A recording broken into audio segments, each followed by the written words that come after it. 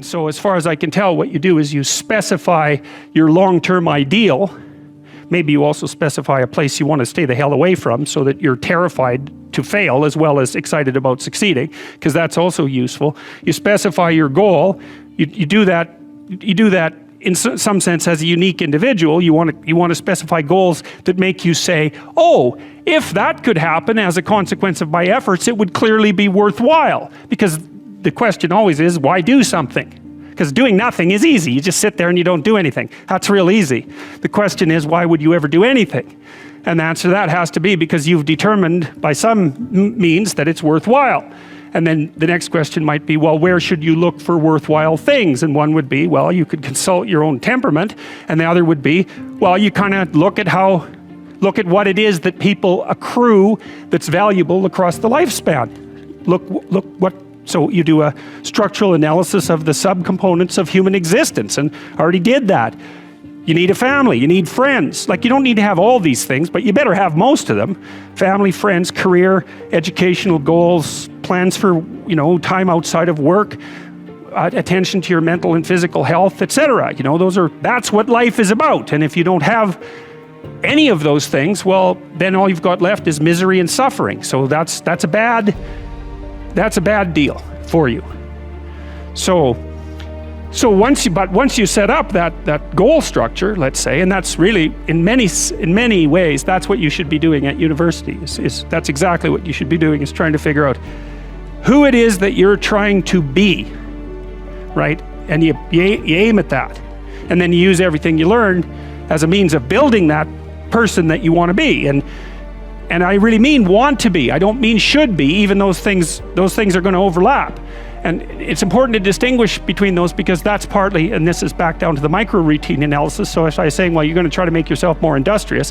Okay, number one, specify your damn goals, because how are you going to hit something if you don't know what it is? That isn't going to happen. And often people won't specify their goals too, because they don't like to specify conditions for failure. So if you keep yourself all vague and foggy, which is real easy, because that's just a matter of not doing as well, then you don't know when you fail. And people might say, well, I really don't want to know when I fail because that's painful. So I'll keep myself blind about when I fail. That's fine, except you'll fail all the time then. You just won't know it until you've failed so badly that you're done. And that can easily happen by the time you're 40. So I would recommend that you don't let that happen. So that's willful blindness, right? You could have known, but you chose not to. Okay, so once you get your goal structure set up, you think, okay, if I could have this life, it looks like that might be worth living, despite the fact that it's going to be, anxiety provoking and threatening, and there's going to be some suffering and loss involved and all of that. Obviously, the goal is to have a vision for your life such that, all things considered, that justifies your effort. Adopt the mode of authentic being.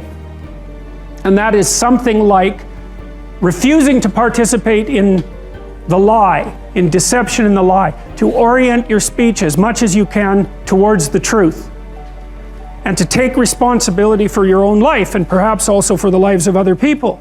And there's something about that that's meaningful and responsible and noble, but also serves to mitigate the very suffering that produces, say, the nihilism or the flee into the arms of or the escape into the arms of totalitarians to begin with.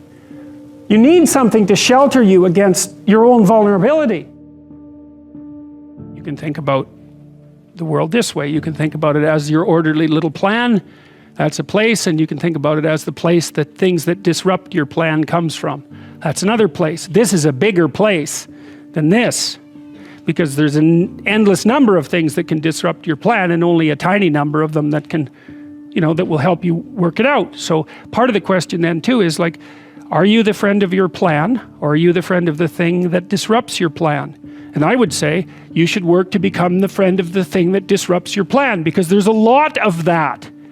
And then if you become the friend of the thing that disrupts your plan, then you start to develop strength in proportion to the disruptive force. And that's really what you want. You want to be able to implement your plan, obviously, but you want to be able to take on the consequences of error and learn from it. And then you win constantly, because even if something goes sideways, you think there's something to be derived from this. That's wisdom, fundamentally. Plan a life you'd like to have. And you do that partly by referring to social norms. That's more or less rescuing your father from the belly of the whale. But the other way you do that is by having a little conversation with yourself about, as if you don't really know who you are, because you know what you're like. You won't do what you're told. You won't do what you tell yourself to do. You must have noticed that. It's like you're a bad employee and a worse boss. And both of those work, for you. You don't know what you want to do, and then when you tell yourself what to do, you don't do it anyways. You should fire yourself and find someone else to be. But my point is that you have to understand that you're not your own servant, so to speak. You're someone that you have to negotiate with, and you're someone that you want to present the opportunity of having a good life to. And that's hard for people because they don't like themselves very much. So, they're always like cracking the whip and then procrastinating, and cracking the whip and then procrastinating. And it's like, God, it's so boring and such a pathetic way of spending your time. I started to pay very careful attention to what I was saying. I don't know if that happened voluntarily or involuntarily, but I could feel a sort of split developing in my psyche. And the split, and I've actually had students tell me the same thing that has happened to them after they've listened to some of the material that I've been describing to all of you. But I split into two, let's say. And one part was the old me that was talking a lot and that liked to argue and that liked ideas. And there was another part that was watching that part, like just with its eyes open and neutrally judging. And the part that was neutrally judging was watching the part that was talking and going, that isn't your idea. You don't really believe that. You don't really know what you're talking about. That isn't true. And I thought, that's really interesting. So now and that was happening to like 95% of what I was saying. And so then I didn't really know what to do. I thought, okay, this is strange. So maybe I've fragmented, and that's just not a good thing at all. I mean, it wasn't like I was hearing voices or anything like that. I mean, it wasn't like that. It was, well, people have multiple parts. So then I had this weird conundrum. It was like, well, which of these two things are me? Is it the part that's listening and saying, no, that's rubbish, that's a lie, you're doing that to impress people, you're just trying to win the argument, Was that me, or was the part that was going about my normal verbal business me? And I didn't know, but I decided I would go with the critic. And then what I tried to do, what I learned to do, I think, was to stop saying things that made me weak. And now I'm still trying to do that, because I'm always feeling when I talk whether or not the words that I'm saying are either making me align or making me come apart. And I think the alignment, I really do think the alignment alignment is the right way of conceptualizing it, because I think if you say things that are as true as you can say them, let's say, then they come out of the depths inside of you. Because we don't know where thoughts come from. We don't know how far down into your substructure the thoughts emerge. We don't know what processes of physiological alignment are necessary for you to speak from the core of your being. We don't understand any of that. We don't even conceptualize that, but I believe that you can feel that. And I learned some of that from reading Carl Rogers, by the way, who's a great clinician, because he talked about mental health in part as a coherence between the spiritual or the abstract and the physical, that the two things were aligned. And there's a lot of idea of alignment in psychoanalytic and clinical thinking. But anyways, I decided that I would start practicing not saying things that would make me weak. And what happened was that I had to stop saying almost everything that I was saying. I would say 95% of it. It's a hell of a shock to wake up this was over a few months, but it's a hell of a shock to wake up and realize that you're mostly dead wood.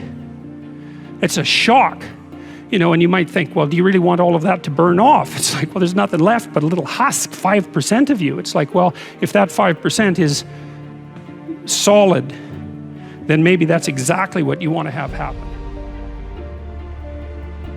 The best thing you can do is teach people to write.